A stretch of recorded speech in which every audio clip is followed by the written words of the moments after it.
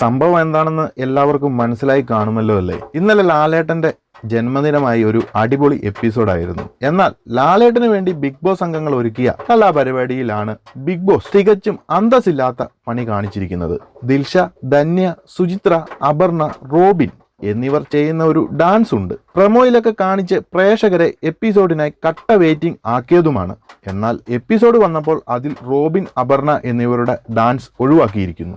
Oceanic media ഒരിക്കലും ഒരു particular കണ്ടസ്റ്റന്റിന് വേണ്ടി റിവ്യൂ ചെയ്യില്ല, എന്നാൽ ബിഗ് ബോസിൽ നടക്കുന്നതിനെ കുറിച്ച് പറയും. അങ്ങനെയുള്ളപ്പോൾ റോബിന്റെ പ്രേക്ഷകർക്ക് ഇങ്ങനെ ഒരു പ്രവൃത്തിയിൽ കുരുപൊട്ടിയിരിക്കാം എന്നത് ചിന്തിക്കാവുന്നതേ ഉള്ളൂ. ഇതിപ്പോൾ പലതവണയായിട്ട് നടക്കുന്ന ഒരു കാര്യമാണ്. റോബിൻ എന്ന കണ്ടസ്റ്റന്റിന്റെ സ്ക്രീൻ സ്പേസ് ഒഴിവാക്കിക്കൊണ്ടുള്ള ബിഗ് ബോസിന്റെ നീക്കങ്ങൾ. ബിഗ് ബോസിന് അങ്ങനെ പ്രത്യേക പരിഗണനകൾ ഉള്ള കണ്ടസ്റ്റന്റിന് സ്ക്രീൻ സ്പേസ് കൊടുക്കാനാണെങ്കിൽ അവരെ മാത്രം വെച്ചൊരു ഷോ നടത്തിയാൽ പോരെ. ബാക്കിയുള്ളവരെ കൂടി ഇങ്ങനെ ഒരു ഷോയിൽ വിളിച്ച് പൊട്ടന്മാരാക്കുന്നത് എന്തിനാണ്? ബിഗ് ബോസ് ഉദ്ദേശിക്കാത്ത ഒരാൾക്ക് പുറത്ത് നല്ലൊരു ഫാൻ സപ്പോർട്ട് കിട്ടുകയും വിജയ് ആകുന്നത് തടുക്കുന്നതും മുൻകൂട്ടി കണ്ടാണോ അങ്ങനെ ഒരു കണ്ടസ്റ്റന്റിനെ മനഃപൂർവ്വം ഡീഗ്രേഡ് ചെയ്യുന്നത്? ഈ ഒരു വിഷയത്തിൽ മാത്രമല്ല, കഴിഞ്ഞ ആഴ്ചകളിൽ കണ്ടതാണ്. റോബിൻ എന്ത് ചെയ്താലും കുറ്റം, മോശം വാക്കുകൾ ഉപയോഗിച്ചതിന് വാണിംഗ്, എന്തൊക്കെ പ്രഹസനങ്ങൾ. എന്നാൽ ജാസ്മിനെ പോലെയുള്ളവർ തീർത്തും മോശമായ, അതായത് എഫ് സ്റ്റാർ കൂട്ടിയുള്ള അറികൾ പറയുന്നതിൽ ഒരു പ്രശ്നവുമില്ല. ലാലേട്ടൻ വാണിംഗ് കൊടുത്തിട്ട് പോയിട്ടും തുടർന്നുകൊണ്ടിരിക്കുന്നു. അവിടെയാണ് റോബിൻ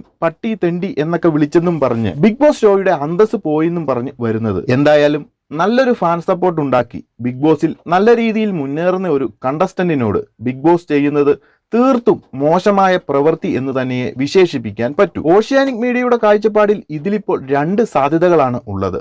ഒന്ന്, ബിഗ് ബോസിന് താല്പര്യമുള്ളവരെ വിജയിയാക്കാൻ പ്രതീക്ഷിക്കാതെ വിജയ സാധ്യത നിലനിർത്തി വരുന്ന റോബിനെ എങ്ങനെയും ഡീഗ്രേഡ് ചെയ്തും സ്ക്രീൻ സ്പേസ് കളഞ്ഞും പ്രേക്ഷകരുടെ സപ്പോർട്ട് കുറച്ചും ഫിനാലയ്ക്ക് മുന്നേ പുറത്താക്കുക. അല്ലെങ്കിൽ മറ്റ് തരംതാണ രീതിയിലൂടെ റോബിനെ ഷോയിൽ നിന്നും പുറത്താക്കുക.